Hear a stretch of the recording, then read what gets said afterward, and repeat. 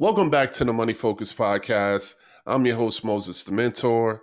And on this episode, I'm excited to welcome Kent Cultivate to the show. He's here to share his expertise on how entrepreneurs can create valuable content that will elevate their income and eliminate the headaches. I'm all ears and eager to hear what he has to say. So let's go. So my journey in content creation started at the age of 5. I was in television shows, I was an actor, I was in movies, I was in commercials. And so that awarded me the opportunity to learn just media, right, on a grand scale. Just learning production, learning lighting, learning just professionalism. And being a child meant that I was two things. It meant that number one, I was a sponge, right? But number two, it really meant that most people who were on set had patience enough, right, to answer all of my questions, and they were wise enough to put everything into a manner that I could understand, right? And so, sidebar, that's one of the best things that you can do when it comes to creating content is speak in a manner so that everybody can understand it at every single level. And so that then spawned into a wide career that allowed me to just, be, like I said, a sponge and be around a lot of different people. I got turned into a GIF. And so that then still creates legacy for me. From that, though, I fell in love with music and I went on to build my DJ career. And that took me all around the world. I've been to Tokyo and back. And that then allowed me to really understand business, right? Building a business, networking with people. And so in terms of building that business, I quickly realized that, like, number one, being a DJ is not scalable, right? It's a phenomenal opportunity, but in terms of scale, you run the risk of clubs closing down, clubs changing, things of that nature. And so that's when I built a separate business to help rebrand nightclubs and restaurants, right? Because I'm originally from New Jersey, and I did a bunch of clubs in New Jersey, bunch of clubs in New York, and they're always closing and reopening. So that gave me some kind of like a revolving revenue, right? Revolving door of revenue, because I was always just booked, right? Just rebranding these restaurants, rebranding these nightclubs. And that taught me branding and marketing. And I went to school for sales and marketing, but really getting my chops in the restaurant nightclub world. And then from there, I built a facility called Loft 9 Creation Space because, again, that business model, right, still wasn't scalable. And I was always reminding myself to think bigger. And so I was helping all of these venues, and I was like, why not just do something myself? And so that's how that came about. It was a recording studio, podcast studio, photography space. We did a bunch of events in there. It was a beautiful opportunity, but again, not scalable. Fast forward, the pandemic hits, and I got a message from I'll say a younger version of me, one of my little brother's friends, who just always kept telling me, like, the people wanted to hear from me. And so he kept telling me I had a message to deliver. And so I started honing in on what that actually looked like and seeing how it was that I could best help people. And so I started just trying to serve my community, whoever it was that was willing to listen. And so I jumped on my social media platforms and just started having conversations with my audience at that time. And I was speaking about things like money, stock investing, things that I was passionate about, but it wasn't something that I felt was really delivering to people. It wasn't something that I felt like people were being able to take action on. And then I just understood that everybody had a need and a desire to grow their personal brand and that they didn't necessarily know how. And so that's really what launched me into rebranding to Kent Cultivate, to being able to teach people how to build businesses, how to build a personal brand, how to do content marketing. And that's been something that I am extremely passionate about. And it's pretty much what landed me here today. No, and also it's extremely scalable. So, because in this world of digital media and branding, I mean, literally every business will be able to fall into your lap. Like there's no business or entrepreneur that couldn't take advantage of the services that you provide. Correct. So I really appreciate it. So I told you right before we jumped on, I ran across one of your videos and it just really grabbed me because it was it grabbed me because it was engaging. But as I watched it, I was like, wow, I've never heard anyone break down content creation and having the right messaging and having it all aligned the way you do. You do it in a very, you make it simple, yet it sounds like it's coming across from a grandmaster, so props to you for that. Thank you. For sure. You're welcome. So speaking of that, talk to us why it's so important to have a clear and consistent message when you're building your brand and why that's important for all entrepreneurs to do so. Messaging, right, is the way in which you are delivering your take on whatever the subject is. And so your messaging needs to be clear because you're never going to know who the other person is on the other side of the screen and what level of understanding they have. So you want to have as clear and as simple of a message as possible so that it resonates as wide as possible. And so that everybody who's in the sound of your voice will then have the ability to find some sort of value in what it is that you're saying, right? And so there's a study done about Warren Buffett, right? And it's basically the wealthier he got, the simpler he spoke. And so I'm very, very much into the stock market. And so I'm that nerd that pays attention to the calls. Every time that he did a call as his wealth went up, the level of understanding for the call went down a grade level, right? A certain degree. So he started at like a 12th grade level. He made a little bit more money. It went down to an 11th grade level. He made some more money. It went down to a 10th grade level. And so now he speaks consistently on a 5th grade level so that his messaging can come across to everyone, right? The larger he got as far as an entity is concerned and the more money he made, he realized that it was very important for him to be able to communicate what was going on with the business to everyone. And that's one of the things that I invite everybody to do in terms of their content is to make sure that you have a simplified and unified message so that way it comes across consistently and clearly. And one of the keys to effective content marketing is being able to say the same thing in a multitude of ways, because as we know, most human beings are hard-headed, right? We need to be told something 3, 4, 5, 6, 7, 8, 9, 10 times before we get it. And so the more that you can convey your message in a multitude of ways, but still keeping it succinct and simple, the better effect you'll have in terms of actually landing on your communicative goal. No, that's deep, man. That's real because you would think, I think conventional wisdom, the way to approach is like, hey, if I'm trying to attract people, I want to come across as this expert. I got to sound like I'm, fresh out the library with it, but really making it simple will attract the people you want, but then also having some variation to how you deliver it, but still that same core message is in play, but just really focusing on attracting people with a simpler message as opposed to I need to be, PhD level where you got this billionaire out there, selling his message or, sharing his message at a 5th grade level. Correct. So that's something, I'm going to take a lot of lessons from this episode. That's something for sure I know I can improve on. Mm-hmm. And I'm sure people that are listening and watching will be able to relate. So what other opportunities do you see with people that can help them optimize their content as a whole? Is there any other challenges you would like to call out? Yeah, I think one of the biggest things is understanding your audience.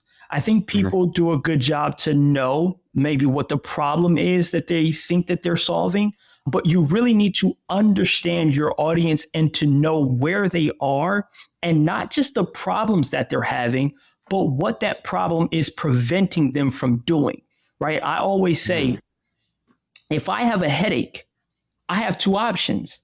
I can take a nap or I can take a Tylenol, right? But if I have a headache and I have a presentation in 30 minutes, well, then I'm going to want to take the Tylenol. But that Tylenol, that advertisement on the Tylenol needs to tell me that this is fast acting and it's guaranteed. And so that's where the messaging comes in, right? Is to tell me specifically what the benefits is when it in terms of whatever it is that you're speaking about. Whatever product you have or whatever your solution is for something, you need to be speaking to the benefits and what problems that's going to solve specifically for your target audience. And so I think that a lot of people, and I'd invite a lot of people to do more digging and more understanding in terms of what their audience is actually suffering from or what problems they're having and what that prevention is, right? A great tool that I did for myself was I created a website called justaskkent.com. And all that website is a jot form.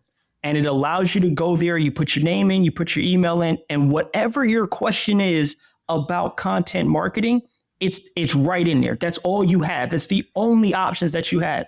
And so for me, it gives me an opportunity to understand specifically what people are struggling with.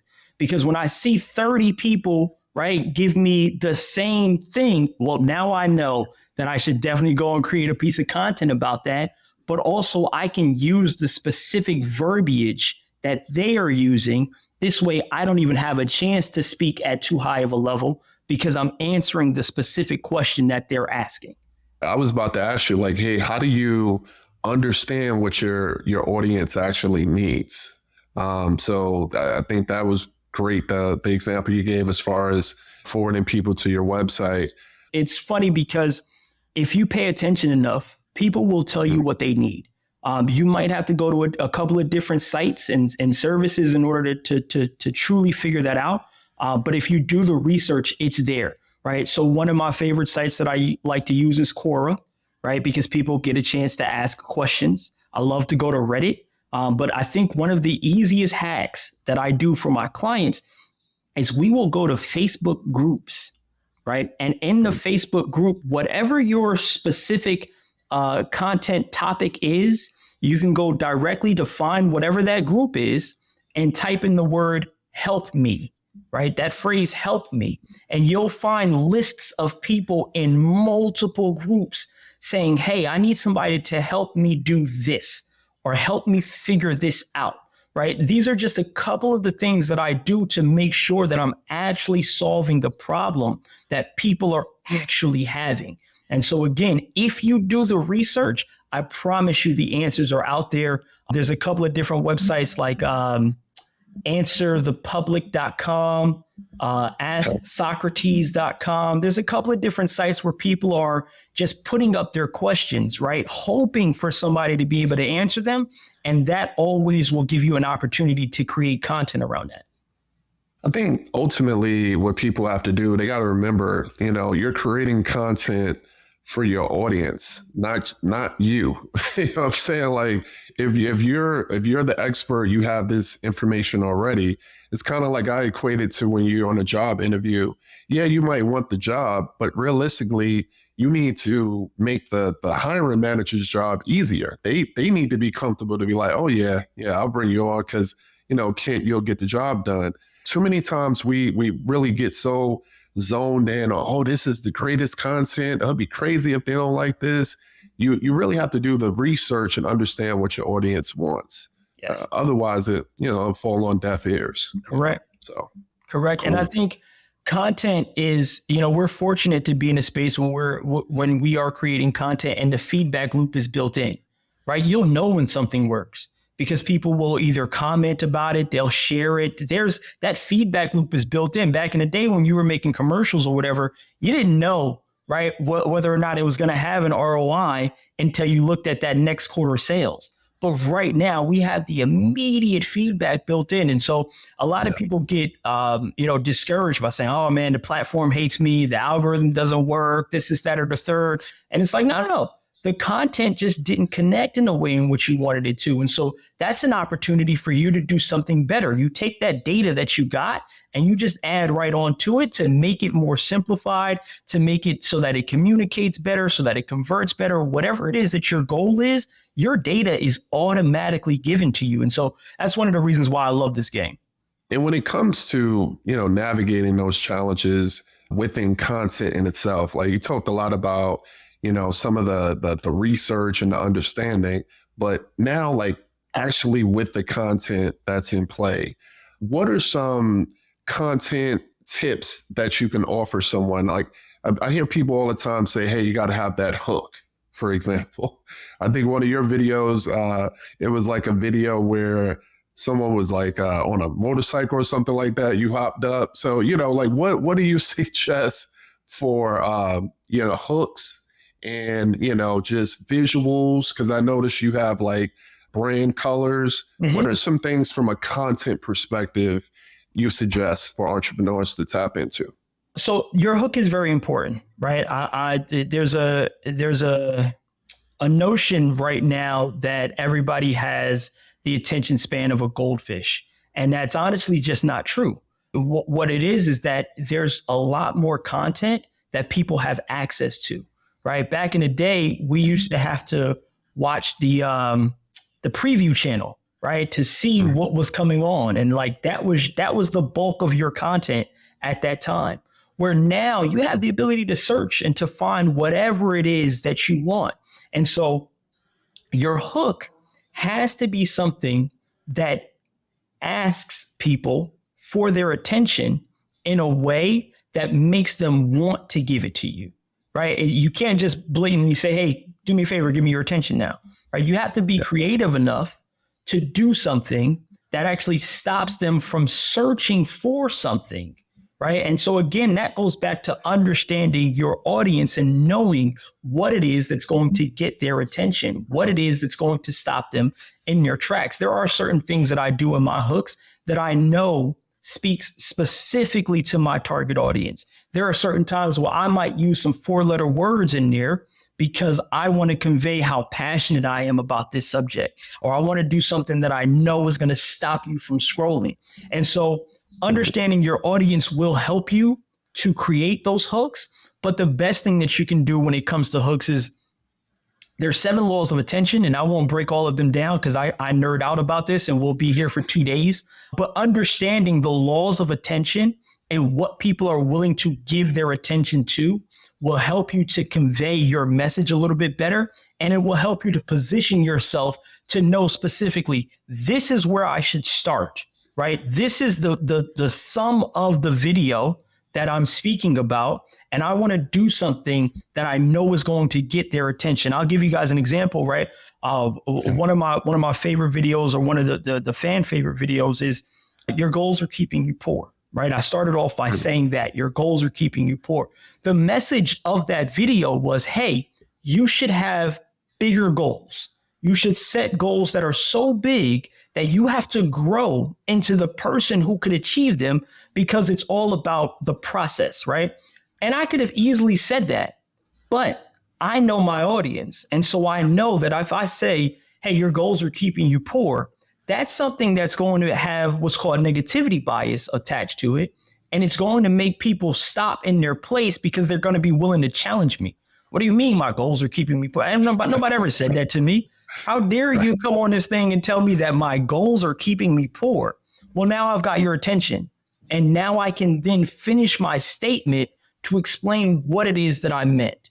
And so again, but that's all from me just understanding who it is that I'm speaking to and what it is that's going to kind of rub them in a way that makes them want to say, oh, whoa, wait a minute, I got to pay attention to this. And so, yes, having the proper hook is extremely important. But understanding the laws of attention and understanding your audience will help you to craft those hooks a lot better. I need to tap into that for sure, to understand those components. Is there like a certain like amount of time that your hook should be, 5 seconds or anything like that? Is there a sweet spot for content in general, especially short form content? Is there anything you can suggest? It all depends on what your content is. Right? Each hook in each bucket of content is going to be a little bit different. It also all depends on how much affinity you've developed with your audience, right? Because once you've developed a ton of affinity, people are going to be willing to give you their attention without you doing so much, right? Because they're like, I know that this person delivers value, so I'm here for it, right? It's an opportunity for me to learn something. And so It's all contextual. It's all dependent upon where you're delivering from, what you're delivering. But on average, talking head style videos, typically your hook, you're going to want to keep it less than 10 words.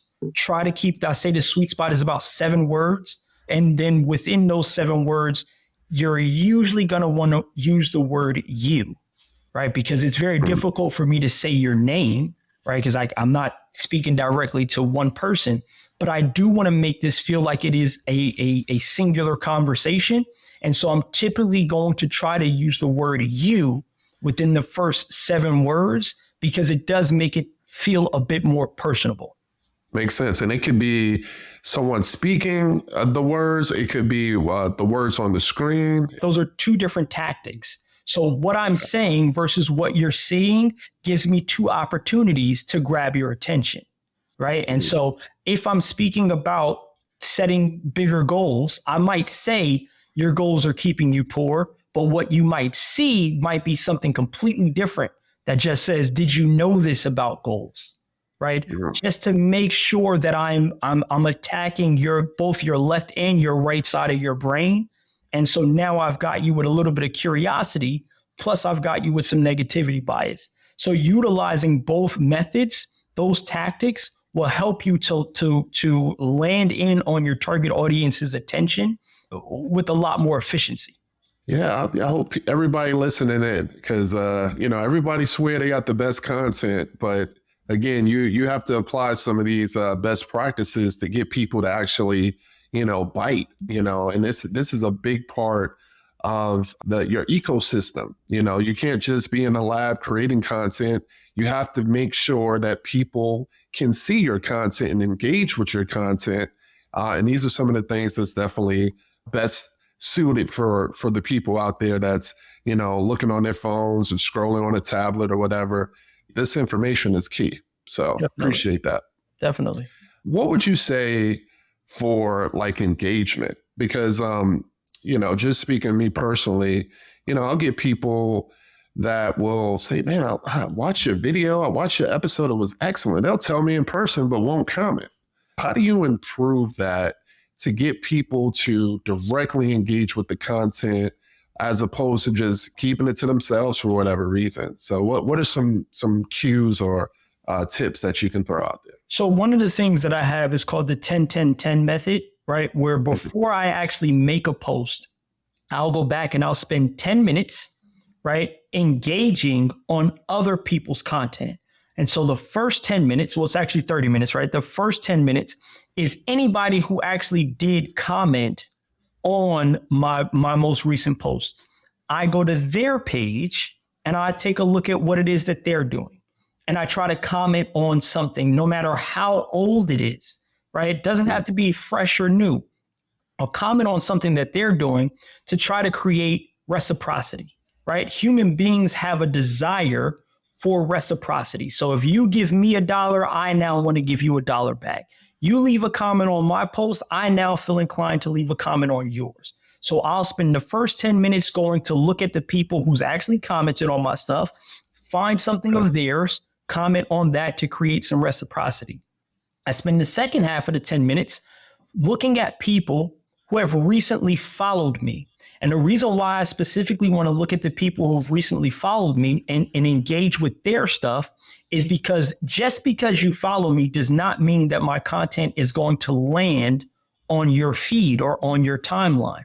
And so when I go back to your page after you follow me, I'm closing what's called the engagement loop. I am signaling to the platform that you and I are both engaging in one another's content. And so therefore my stuff should show up on your platform, right? The last 10 minutes, I'm going to go and I'm going to prioritize my feed by time. So when you go into Instagram, right, on the button that actually says Instagram, you can pull that down and you can go to following. When you go to following, that's going to change your timeline.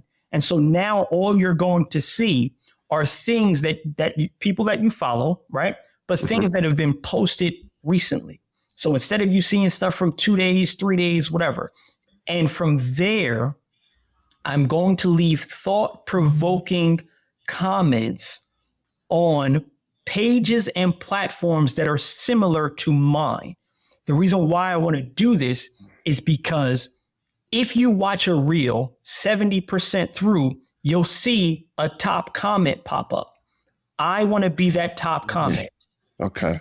Right. And so now, if I know that I'm in fitness, I'm going to go to the other fitness gurus, the other fitness guys, the other gym bros, the gym girls, and I'm going to leave thought-provoking comments, not just the, hey, this is cool, fire. No, thought-provoking comments. If they're giving you 5 ways to get good abs, hey, these are amazing. Here's a 6th step. Hey, these are amazing. I love this one. I specifically do this. I'm going to add to that conversation. This way, number one, reciprocity from that creator. But number two, I'm borrowing from their audience. So now when that creator gets 1,000 views, that's 1,000 people who saw my comment. Just by law of averages, at least 1%, 2%, 3% of those people are going to want to click on that comment and see what else I have to offer. Right. And so that's my 10-10-10 method. Now, depending on how much time I have in a day, I might do 20-20-20, 30-30. Like, it all depends on how much time I have to give to that. But for my engagement specifically, that's something that I personally do as often as I can right before I post. That's great. I'm not doing any of that. That's right there. That's something I need to start doing, because I get so wrapped up into getting the content ready, focusing on the posting and stuff like that, to where, I am a lot of times I am curious, because I'm like, hey, I have all these followers, but I don't necessarily always see them engage. And you pretty much blew my mind with that whole part about the algorithm not knowing that if someone recently follows me, it makes sense to go and do something, engage with them on their page. So the algorithm will know, like, okay, well, Kent and Moses are really, truly, friends, or, engaging. So let me show Moses's content to Kent on a regular basis. Correct. Because, I had no clue. I just assumed that once you follow, you just see my stuff. Nope. You know what I'm saying? Well, and that's not at all. Sounds like not true. Not at all. And I'll give you this hint, right? The deeper level of engagement is going to be the DMs.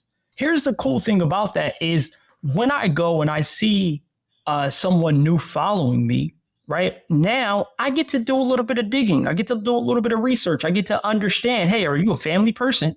Do you have kids? What are you struggling with? Are you work here? What are you trying to do? Because now I know that I can cater my content specifically to you, where I might say, if I'm in fitness, I might say, hey, if you're a parent and you're looking for an easy way to do this, well, here's a hack for you. Now I know that I'm speaking specifically to you because I went to your page and all I saw was pictures of you and your kids. Okay, cool. Mm-hmm. And I know what it is that you're struggling with. I know what you want to get rid of. I know what you're working on. Bet I can go ahead and make some bomb content just for you. And now I know that I'm pushing you into my funnel. I'm going to help convert a little bit more. And so that's a very, very effective hack that I do for myself and for my clients as well. And I would invite everybody to do it. But it happens best when it's genuine, when you are genuinely adding to the conversation, or you are genuinely leaving comments that are thought-provoking and that are specifically from you. It can't just be computerized. Hey, this is cool. These are fire emojis. Like, that's not going to work. That's not going to work to actually build a connection. You have to have a desire to actually build that connection. And then the algorithm will start to reward you. And again, the deeper connection is going to happen in the DMs. Whenever you're DMing somebody, you're always going to start to show up on their feed a little bit more. Got it. I was about to ask you about, you mentioned robots and stuff like that. So where do you stand with content creation and, AI? Tell us some best practices that you're applying with AI and some things maybe you should potentially avoid. The number one thing you want to avoid with AI is do not trade efficiency for empathy. AI can help you with efficiency, but it can't help you with empathy. And empathy is a superpower in terms of connecting, right? The reason why some of my content might resonate is because I'm empathetic to people, right? I was just telling my girlfriend, I went through a moment, I'm redesigning my funnel. And I went through a moment where I had analysis paralysis. I brought up everybody who I follow, everybody who I like. I brought up all of their funnels. And I was looking at them all and I was like, maybe I should do it like this and do it. And I ended up not doing anything. And I took a moment, I stepped back, and I was so grateful for that moment because it gave me the chance to empathize with where people are when they get analysis paralysis. And so now I can create content from that. So in terms of using AI, don't ever trade efficiency for empathy. Here's what I do in terms of AI, because I'm a big AI bro, right? Like I've been using ChatGPT for quite some time. I have friends who are in the beta version of it. And so one of the things that I do is I will use AI to analyze my writing. I will use it to say, hey, what degree level am I writing this on? Is this a 12th grade level? Is this a 5th grade? Where am I at? How can you make this better? Or I'll say, hey, here's 10 of my top performing scripts, right? Tell me what the similarities are and why it is that you think that these things perform so well so that I can now incorporate that into my next scripts. Right. Where a lot of people are messing up is they're just going, ChatGPT, give me ideas to make content. Give me 50 content ideas. Give me this. And it's like, that's cool. But again, there's no empathy there. Right. There's no emotional connection. And so it's going to be hard for that to have resonance with your audience. It's going to be hard for them to feel that because ChatGPT is a machine. Right. There is no feelings in that. And so the number one thing I tell people is do not trade empathy for efficiency. Yes, it can help you, but you want it to help make you better, right? Make whatever it is that you're already doing, add to that so that this way you can be more proficient and more efficient in your stuff, but you never want to sacrifice your empathy. Makes sense. I've been using it maybe for the last year. It's definitely not perfect. So you definitely can't just say, give me this and, put it out on the web. At least I wouldn't do it that way because they use a lot of words that are, unlocking, discover, delve. Like I don't normally say delve. Like, come on. Yeah. So the other thing that you can do, right, is when you submit your content, right? So like I'll go to ChatGPT and I'll put in a bunch of the things that I've already written and I'll say, learn my tone, my cadence, my voice, my style. And so now it can then help me write some of the things, right? Like if I'm stuck on something and I need to finish something or I need a better hook or whatever, now ChatGPT can almost mimic me and help me to finish some of the things that I do, right? So that's something. And then if you are going to use it, you're always going to tell it to act as something, right? Act as a copywriter with 30 plus years of experience, and then tell me why you're writing it this way. Explain your reasoning to me. Don't just give me the answers. Explain to me why it is that you wrote it in this way so that I can then say, okay, bet now I can take that and I can try to manipulate that and add that into my own content creation. Makes sense. I mean, I've done some tonality stuff with it, but I just need to be more consistent with it. So anybody, listening, I mean, you can put anything. You can put, hey, I want to rewrite this, and I want to sound like Barack Obama. I want to sound like Cardi B. I mean, it'll definitely change up whatever you submit in there, whether it's a post or it's a script. It's pretty hilarious, but it does a great job. Definitely. What about yielding the results of all of this great work that you've outlined for us? So what are some metrics, ways for an entrepreneur, a content creator to say, hey, I'm doing a good job or I'm not doing a good job? How do you measure that performance on a day-to-day basis? Well, again, right, the feedback loop is built in. And so if I am connecting on a deeper level with individuals, well, then my content is working. If I have people who are telling me, hey, I really appreciate this, right? Or they are saying, man, this makes so much sense. I'm glad that you explained it in this way. Well, then that's one metric that I utilize, right? That feedback loop tells me specifically, but also conversions. I think a lot of people look for more followers, right? They're like, oh, if I'm not gaining more followers, it's not working. And it's like, well, how many people can you serve with whatever it is that you do? If you're a personal trainer, there's only but so many hours in a day. How many clients can you possibly take on? How many clients do you want to take on? And so conversion is another huge metric, and it's way more valuable than followers, right? Yeah. If I'm actually converting a few people, right, into actual clients or customers, then I don't really care about my follower growth, to be honest, because I got 75, 78,000 people on, I can't serve 78,000 people. I can't connect deeply with 78,000 people. I can't have a one-on-one conversation with 78,000 people. So I have to serve the people who actually want what it is that I have to offer on a deeper level. And that's my biggest metric for me to understand whether or not my content is working. It's all about quality over quantity. You know, if you have 1 million followers, but you can't book a coaching call, or you can't sell an online course or whatever you're selling, then really what's the point? I mean, again, that could be your give back, but if you have a business, conversions is where it's at. So I agree. Without I a doubt. agree. What's next for you? So talk to us a little bit about what you have on tap with your company, and how we can support you. So it's funny, right? Because I never pitch in any of these, right? When I'm always here to just deliver, but I'll give you the rundown. I do have an agency. We are building, we are growing, we are scaling. Speaking of conversions, I stopped taking on clients recently.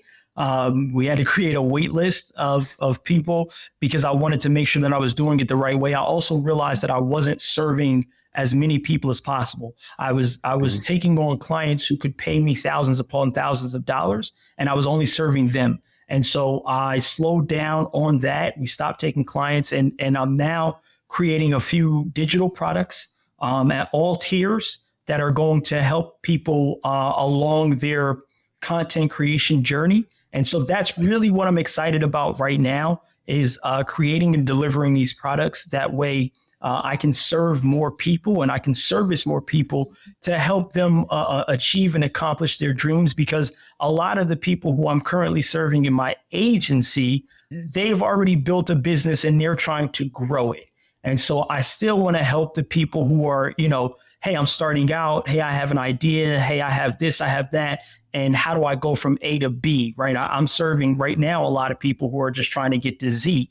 And so I've been really taking a step back to look at the best ways that I can service a wider range of individuals. And so I'm extremely, extremely excited about these next products that I'm launching. And then after that, the biggest thing that I'm looking forward to is speaking. I'm doing a lot more speaking engagements to really connect with people. That's something that I genuinely enjoy. And so those are the two main things that I'm really looking forward to. But really just creating more content that's going to help to deliver people and give them that unlock so that they can get to the next level. Well, yeah, those are, two huge things. And I'm happy that you felt comfortable enough to share. Those digital products allow you to scale. We talked about that in the beginning. So more and more people, to get that information out there without having to physically be there. So that's great. So what final thoughts or advice would you have for those folks that are at the A level trying to get to B, so talk to us about that, and then shout out your website, best way to reach you on social media. So the floor is yours. Thank you so much. So to anybody who's trying to understand content creation and content marketing, the number one thing that I tell everybody is it's always going to be audience over algorithm. All too often, people try to cater to the algorithm. And what you want to be doing is catering to your audience, because they will become the megaphone that will blast you to a wider audience. And so again, audience over algorithm at all times. That's number one. And in terms of trying to get in touch with me, I'm at Kent Cultivate on all platforms. So you can reach me anywhere at any time. The website is kentcultivate.com. And I look forward to being able to speak with you guys on a deeper level and understanding what it is that you guys are going through and how I can help you get to the bag and beyond. Perfect. And I'll make sure to include, your contact information in the show notes. So again, thank you so much, Kent. It's a pleasure. A lot of jewels, a lot of information to soak up. So thank you so much. Likewise, brother. Thank you.